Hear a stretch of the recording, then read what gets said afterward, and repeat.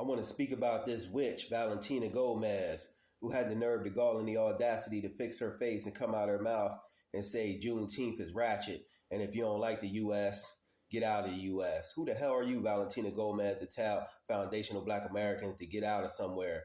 You fled here from Colombia, I believe. You're a Colombian immigrant, and you come here and fix your nose and put it in foundational Black American business.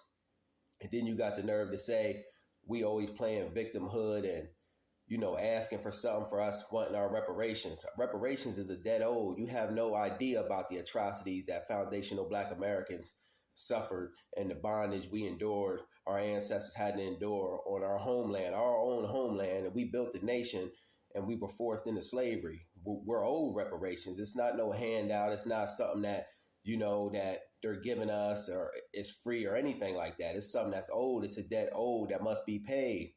It's the right thing to do. And you're just saying things, without even knowing what you're saying. You're talking about some Juneteenth is a ratchet holiday, and Juneteenth is made up. Every holiday is made up. Juneteenth ain't ratchet, but every time it comes to us having something as foundational Black Americans, people got to attack it. And she ain't do nothing but flee from wherever she's from, immigrated over here, and see what a lot of these immigrants and people of that nature do. As soon as they get to America, they align themselves with white supremacy most times, and that's most times the case, to get little perks set aside, the tangibles they feel.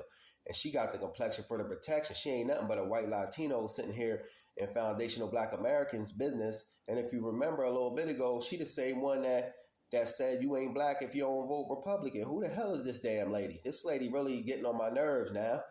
Sitting here always in foundational Black Americans businesses, spaces, sitting there just talking up about a bunch of nonsense.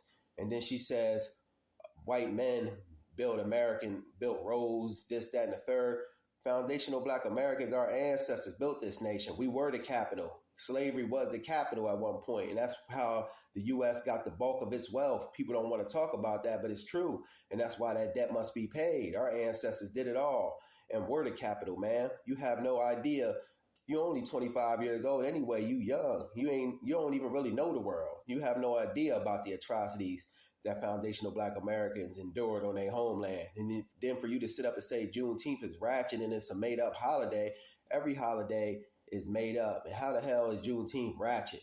That's the day our ancestors was free. That ain't ratchet, That's just you playing into white supremacy and using the talking points that they put you out here to say, talking something you agree with Candace Owens, Candace Owens is a tether. She don't speak for foundational Black Americans, just like you don't speak for foundational Black Americans.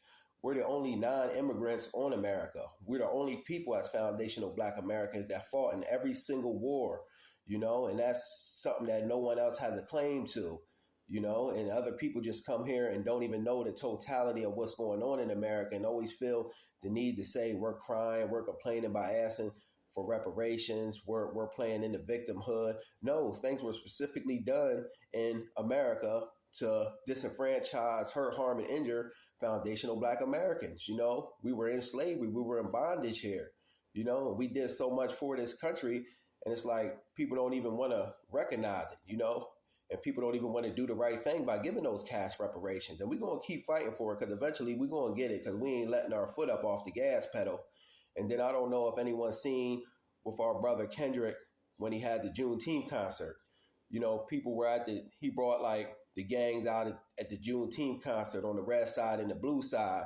And I guess he must have had some Mexicans in the house as well. But the Mexicans were mad that they weren't brought on the stage with them. I guess they were mad that they weren't on the stage rocking like the brothers were rocking. But mind you, it's a Juneteenth celebration. Y'all shouldn't have been up there rocking how the brothers was rocking. Y'all lucky to even be in the house, That's something that's a part of Black culture.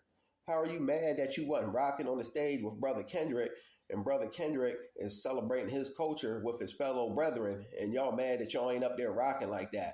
Y'all didn't get time to rock like that. And then mind you, they said these people didn't even know what Juneteenth was about, talking some Juneteenth is about Black Wall Street when they was asked about Juneteenth.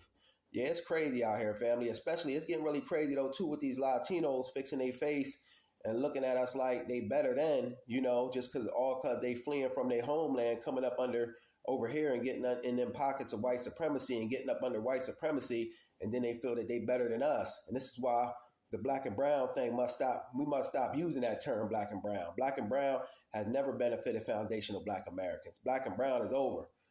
Stop talking that nonsense. And I want to say peace to the family. And it's just my thoughts on the matter. Peace.